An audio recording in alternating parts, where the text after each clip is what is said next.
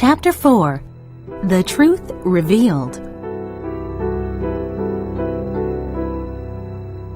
Mary Ann felt more miserable the next day. She was determined to avoid Mrs. Jennings. "Her kindness is not sympathy," she complained. "She enjoys gossiping about my problems to her friends." After breakfast, Mrs. Jennings found the sisters in their room and delivered a letter to Mary Ann. "My dear, this will make you happy." Mary Ann hoped it was from Willoughby, explaining and apologizing for his strange behavior. But it was from her mother. The letter expressed confidence in Willoughby. Mary Ann began to cry again at the thought of her mother's disappointment when she learned the truth about him.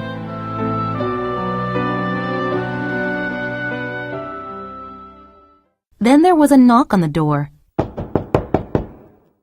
It was Colonel Brandon. Mary Ann ran away to her room.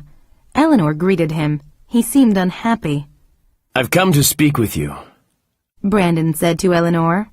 "I want to tell you some details about Mr. Willoughby's character." "Your words are proof of your feelings for Mary Ann," said Eleanor. Perhaps you remember a lady I mentioned once at Barton Park? She was like your sister, with an eager mind, a warm heart, and great sensibility. She was a distant cousin of mine. We played together when we were children, and this grew into love," said Brandon. "But at 17 she was married to my brother, against her wishes. Before the wedding we planned to run away to marry secretly. My father discovered the plan and sent me to the army. Their marriage was unhappy. My brother cheated on her with countless other women. 2 years later, they were divorced." Eleanor looked upon him with great sympathy and concern. He continued, 3 years later, I found her in a debtor's prison.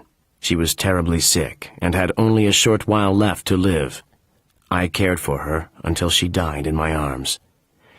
She left a little girl in my care named Eliza. I sent Eliza to school and then left her in the care of a respectable woman in the country. Eliza is now 17. Last year she suddenly disappeared. She was gone for 8 months while I searched for her. "Good Lord!" cried Eleanor. "Could Willoughby be—" Remember the day at Barton Park? We were supposed to go on the outing, but I received an urgent letter. I was called away. Willoughby didn't know it was to help someone he'd made poor and miserable. But he wouldn't have cared. He did the worst a man could do. He left a girl he'd seduced, with no home, no friends, and no money. "This is an outrage!" cried Eleanor. Now you understand what he is like. Imagine how hard it was for me to see your sister's affection for him when I knew of his character. Who knows what his intentions were toward her? One day she will feel grateful when she compares her situation to that of my poor Eliza." "Have you seen Willoughby since you left Barton?" asked Eleanor. Yes, after Eliza confessed the name of her seducer. I accused him of dishonorable behavior and challenged him to a duel. We met in combat, but both of us returned unwounded. My poor Eliza had her child and now lives in the country." The colonel left. Eleanor told her sister the details of their conversation, but the result was not what she had hoped. Mary Ann listened attentively and accepted Willoughby's guilt, but she seemed even more saddened that Willoughby's good character was lost, as well as his heart. Mrs. Dashwood's letter of reply came the following day. She advised them not to shorten their stay with Mrs. Jennings. A hasty return to Barton would only bring back memories of happy times with Willoughby.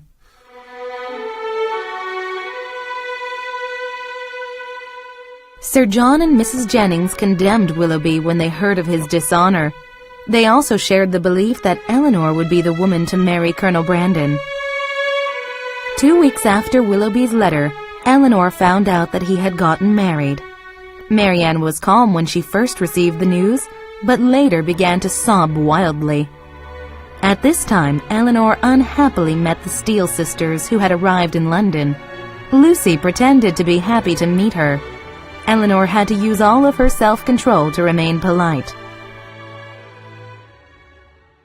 A more welcome meeting occurred when John Dashwood visited them at Mrs. Jennings. After being introduced to Colonel Brandon, he asked Eleanor to take a walk with him privately. Eleanor, I think I'll be congratulating you on a very respectable marriage soon, said John. Colonel Brandon is most gentlemanly, and I'm sure he likes you. He doesn't wish to marry me, she replied. You're wrong, sister. You can catch him with a little effort. How funny it would be if Fanny had a brother and I had a sister marrying at the same time. Is Mr. Edward Ferrars getting married? Eleanor asked calmly. It's not arranged yet, but he is to wed the Lady Miss Morton. She's Lord Morton's only daughter, with £30,000 of her own. Edward's mother will give him £1,000 per year if he marries her. I wish we could be so comfortable, he said. A week later, John and Fanny Dashwood gave a dinner party. The Middletons, Mrs. Jennings, Colonel Brandon, the Dashwood sisters, and the Steele sisters were all invited. Eleanor and Lucy both knew that Mrs. Ferrars would be there. Oh dear, Miss Dashwood, whispered Lucy as they walked upstairs. In a moment, I'll be seeing the person on whom my happiness depends, my future mother-in-law. Mrs. Ferrars was a small, scrawny woman with a grouchy expression. She clearly disliked Eleanor and approved of Lucy Steele. If only she knew Lucy's secret, mused Eleanor. How she would hate her. The next morning, Lucy bragged to Eleanor about how much Mrs. Ferrars liked her. Before Eleanor could reply, the door opened. Edward walked in. It was an awkward moment between the three of them. Eleanor welcomed him. Lucy kept watch over Eleanor from the corner of her eye. Eleanor decided to leave the couple alone and went to find Marianne. After visiting with his sisters, John Dashwood thought about inviting them to visit Norland for a few days. But Fanny Dashwood quickly informed him, "I'm shocked by your suggestion. I've just decided to ask the Steele sisters to stay with us. We'll have to ask your sisters some other year." John agreed, and Fanny invited Lucy and her sister. Lucy was very happy for the useful opportunity to be close to Edward. Some days later, Mrs. Jennings came back from her daughter Mrs. Palmer's house with a new piece of gossip. Fanny is ill because her brother Edward has been engaged to Lucy Steele for over a year. Only her sister Anne knew. The Steeles are staying at your brother's house right now. Anne, being a creature of no intelligence, told Fanny. Your sister-in-law fell on the floor sobbing and screaming. The Steele girls were told to pack their bags immediately. The Ferrars family wanted Edward to marry that rich Miss Morton. I have no pity for them. I can't stand people who think money and greatness is important. Now all of the talk was about Edward. Eleanor knew Marianne would be angry with him. She decided to tell her sister the truth in preparation. Marianne listened to Eleanor's story in horror and cried continuously. Edward seemed like a second Willoughby. How long have you known? She asked. Lucy told me of her engagement 4 months ago at Barton. I promised to keep it a secret. All this time you've been caring for me, and you've had this on your heart. How could you put up with it? Cried Marianne. I was just doing my duty. I didn't want to worry everyone, replied Eleanor. 4 months? And yet you loved him. Yes, but I love my family too, and I don't have any ill will toward Edward. They will marry, and in time he will forget that he ever thought another woman better than her. I'm beginning to understand the way you think. Your self-control doesn't seem so strange anymore. I know you think I lack emotions. This has been on my mind for months. I couldn't tell anyone. The person who destroyed my hopes of happiness told me this. She saw me as a rival and was happy to defeat me. I've had to listen to her talking about Edward again and again and pretend I wasn't interested in him. And I had to endure the unkindness and rudeness of his mother. Surely you can see how I've suffered now. Oh, Eleanor, Marianne cried. How unkind I've been to you." Then the two sisters fell into each other's arms, sobbing. The next day, John Dashwood came to visit them. "I suppose you've heard of our shocking discovery," he said. The sisters nodded silently. "Your sister-in-law has suffered terribly. So has Mrs. Ferrars. They were both deceived, and after we showed those young women such kindness, Fanny wishes she'd invited you two to visit instead. Poor Mrs. Ferrars sent for Edward, and he came to see her. I'm sorry to say what happened next. Our efforts to persuade Edward to end his engagement were useless. His mother offered to give him £1,000 per year to marry Miss Morton, but he refused. Mrs. Ferrars told him he would receive no money from her, and she would do her best to prevent him from succeeding in any profession he entered." "Good heavens!" cried Marianne. "It's so terrible!" "Your shock is understandable," John said to his sisters. "His stubbornness is astonishing." "Mr. Ferrars has behaved like an honest man," cried Mrs. Jennings, who was listening to them. "He must keep his promise to marry Lucy Steele." "Madam, I respect your opinion," replied John. "but a good woman like Mrs. Ferrars, with such an enormous fortune, cannot approve of her son's secret engagement to an unsuitable woman.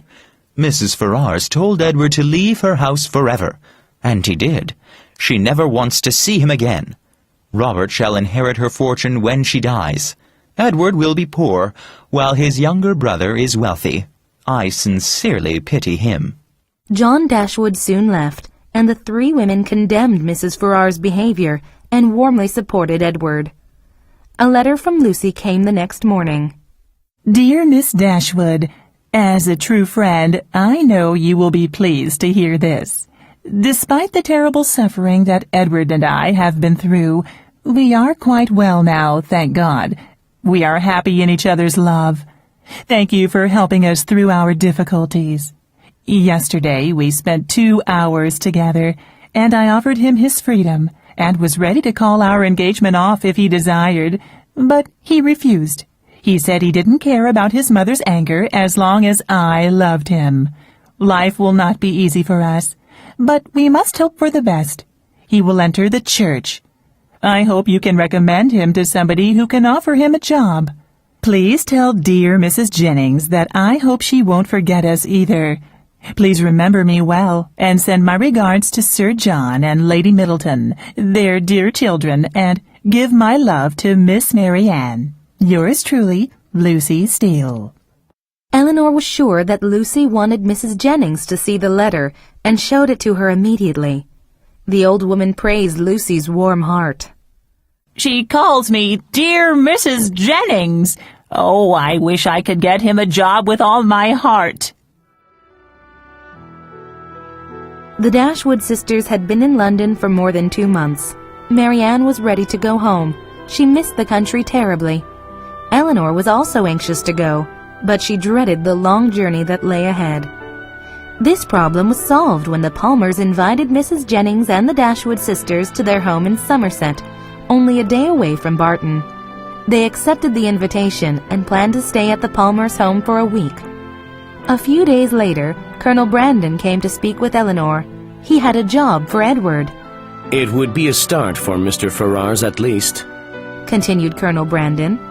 "The minister's duties there are light, and a cottage comes with the job.